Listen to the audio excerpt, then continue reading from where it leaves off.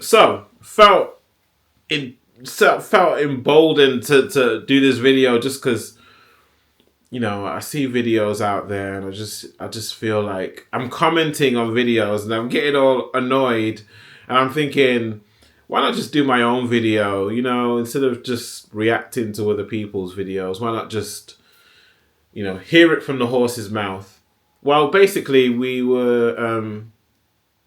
heard from Varane recently, didn't we? And he did this interview. He was talking about everything that happened, and it is surprising to hear him say that communication was not the greatest.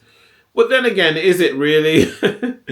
United is such a big organization, isn't it? There's so many people employed by the club and people in between, and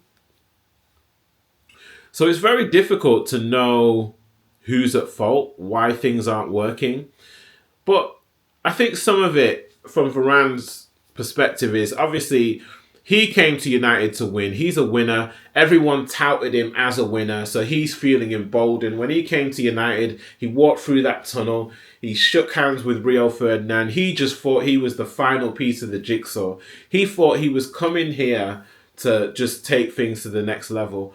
And his ego was very big in that sense. So he felt like he should be the person to bring United back, and he thought he could do that. And especially, you had Ronaldo as well.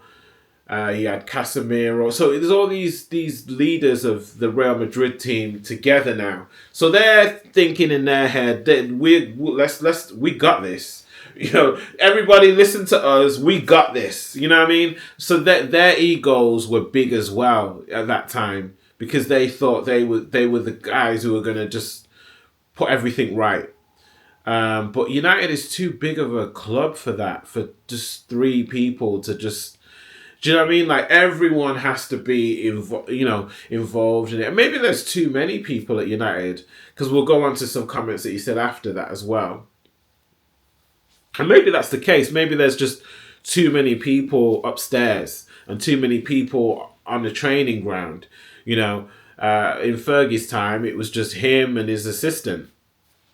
And, that was it. And David Gill. And that's it. There was just a holy trinity and that was it. But now you've got all these different pieces and people involved in it. So it's really complicated. And I think I really like the fact that Varane is speaking out, because we do need to hear from the players, and I like to hear from them. I want to hear their voices because everyone's just quiet. And I think that sometimes it's not helpful when everyone's quiet because we don't really hear what happened. What was it like at that time? And Varane is giving us a little insight into what was going on. And it's very interesting, to hear that, some players were annoyed because they weren't being listened to. But then we go back to this problem. Do we want players to run the team or do we want the manager to run the team? You can't have either one. Because I can hear a lot of people on the United fan channels, United View, Flex, who say, this is because, Ten Hag was such an awful manager. He didn't buy anyone in. Okay, fine. So you feel the manager should listen to the players then? You think the senior players should be running the team, or should the manager be running the team? Because when you've got big egos, like you've got big Galacticos from Real Madrid coming into the team, like they're going to have their own egos. If things aren't going right, they're going to be like, I think you should just maybe, they're going to have things to say. If you're going to have a young manager, he better be damn good. He better be so good that no one can say anything to him.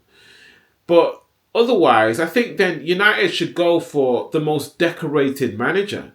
Because if players in the dressing room have more trophies than you, more victory, and then things don't go well, and Ten Hag isn't a young manager. He is kind of youngish, but he's not that young, but he hasn't won the Champions League yet. He's never won a World Cup. He never won like a big like he won stuff in the Dutch league, and that is a big shout. But he hasn't got, those guys can say, oh, well, we've won this and this and this. And it just becomes a trophy competition, a medal competition. So whoever's got the most trophies, let them speak in the room, And I'm not sure if that's necessarily the right mentality. You know what I mean? I'm not really sure. Because as a manager, you have to have your stamp. I think when Fergie was in charge, if we're going to use that as a standard, when Fergie was in charge, whatever he said, that was it. It was like no one had anything else to say. I remember when Fergie was in charge, he was the highest paid person at the club. And I think that's something that we should go back to. Because some of these players, they're on bigger wages than you. And they start to think that they own shit. That's what happened with Rashford. Rashford is on so much money that he started to think, why am I listening to you? Why should I listen to any one of you guys? Why should I listen to any of these coaches, these managers? You know what I mean? Like, look how much money I'm on. I'm Marcus Rashford. And look how many people I've got working for me. Do you know what I mean? Like, it's a very difficult thing. And what I really want to say is that obviously Varane, obviously well-intended. I'm not saying he's a bad person, but you have to take it with a pinch of salt because he tried to rock the boat. He tried to go against what Ten Hag was trying to do. Rightly or wrongly, maybe it was a great plan. Maybe his idea was the best, but he wanted to speak up for the younger players in the team, which is fine. And you have to take that with a pinch of salt because he's saying, I was speaking up for others, but is it just really him speaking for himself, thinking that he knew better? He knew what he should be doing with those players more than the manager did. And trying to base everything off Real Madrid because all of his reputation comes from Real Madrid. You understand? So he's in Real Madrid, we don't do this, we do this. At Real Madrid, we don't do that, we do this. So it's like, we are not Real Madrid though, bro. You knew that. We are not Real Madrid, we're someone else. So wherever you go in the world, everywhere is not going to be run like Real Madrid. So that's what I'm trying to say. I'm trying to say that some of what he's saying is a bit of sour grapes. Because I'd accept. I think when he came here, he had the ego that he was going to change everything, and he didn't. And he's a bit butthurt from that. And then now he sees the team doing so badly, he's like, right, I'm going to stick the boot in even more now. And it's fine. I think some of these things need to be brought to light about, the organisation, too many people making decisions and all that. I think that is really important to bring that to light. But I think that some of this is his ego. I think that some of this is him just feeling like there's a reason why I didn't fail. Instead of saying, you know what, we just weren't good enough. He should have blamed himself first. He should have took responsibility. That's what leaders do. Leaders take responsibility. They own it. They say, you know what, we weren't good enough on the pitch. Or I shouldn't have questioned the manager's decisions. He wasn't. He's not taking accountability for his own actions, and I don't think that's a good sign when anyone speaks. So I just think. I mean, look, Ten Hag's results in the end were not good, and I still don't think they should have sacked him when they did. But I think that the results weren't good. There's no hiding from that.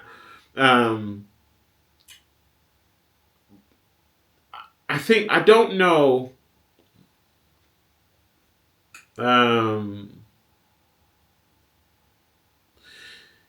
If this is, it's difficult to put into words really when you think of everything that's gone on, and you think of his assessment, basically saying that we just throw young people into the team and we don't really give them the training. Yeah, that could be a genuine concern that I would look into. Absolutely. Um, but the class of '92, did they really get inducted? What's he actually talking about? Things sometimes work and sometimes they don't. Sometimes you get a group of young players, you throw them in the team, and it works, like the class of '92. And sometimes it doesn't. You know what I mean? So what is he saying? Is he saying that we should just buy lots of experienced players now? We should just spend lots of money on very, very experienced players? Or what's he actually saying? Um,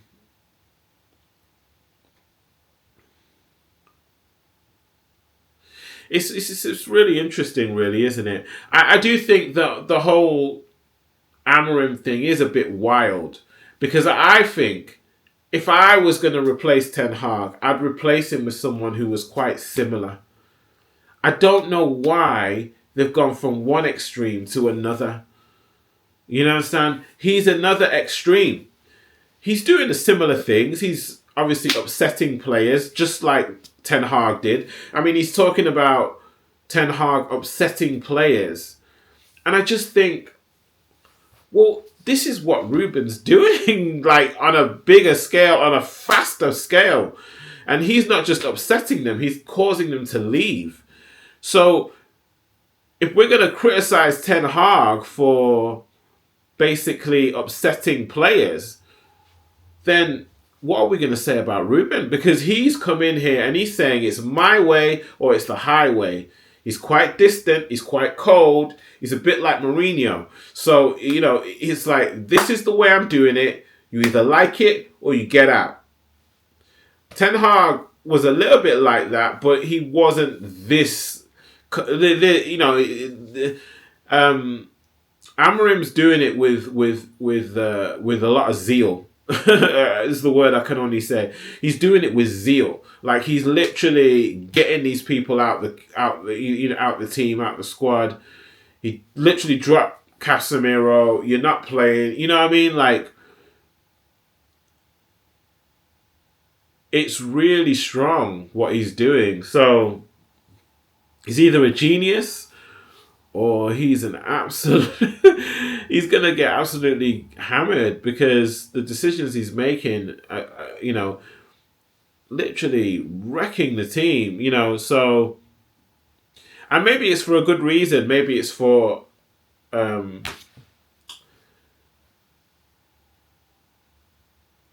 bigger picture, should we say? Maybe it's the bigger picture that we should be looking at, and I can do that. That's fine. But again, I said that we shouldn't sack Ten Hag, not in the middle of the season. At least give him to the end of the season and see what happens.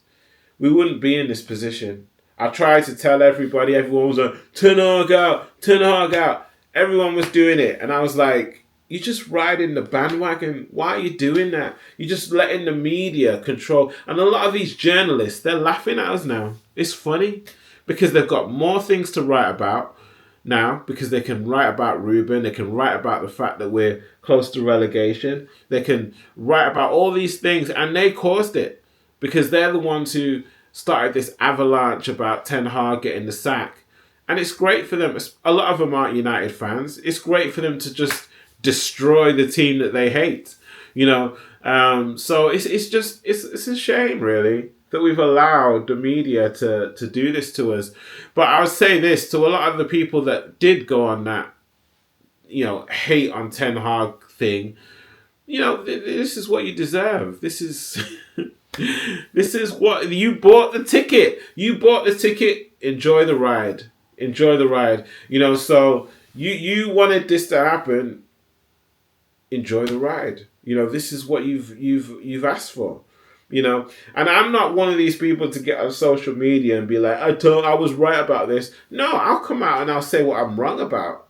I don't understand these influencers who've got so big egos that they can't admit that they're wrong about a player or a situation. They've got so big egos, they will distort the truth just to fit their and that's what these people who are Ten Hag out now, they're coming out and saying, see, I told you Ten Hag was, and it's like, you're not reading the whole story. You're not reading between the lines. You're just hearing what you want to hear, something negative about Ten Hag, so you can say, yeah, I was right. No,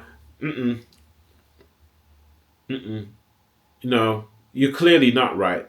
And you just use anything to bring that back, to bring some sense to what you were saying. And really, there is no sense. There is no sense to what you said at all.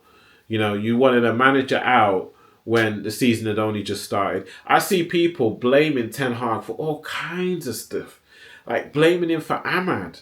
I'm thinking, he is the one who actually said to Ahmad, I want you in the team. He was playing him from the beginning of the season. And he said to him, this is your season, Ahmad. And he's even kind of sort of apologized and said, you know what? Ahmad deserved more chances last season. He didn't have to do that. He had Garnacho, he had Rashford, he had Anthony, he had so many players.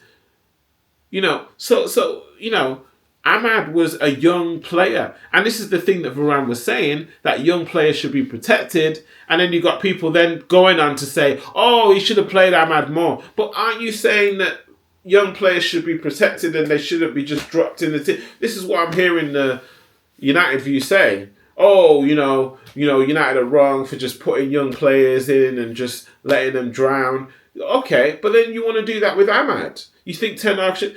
Make up your mind. You want to do that with Højlund or you want to do that with Ahmad? Who is it? Which young players should be played and shouldn't be played? And, should you be even deciding that? So, I've got sympathy for the coaches.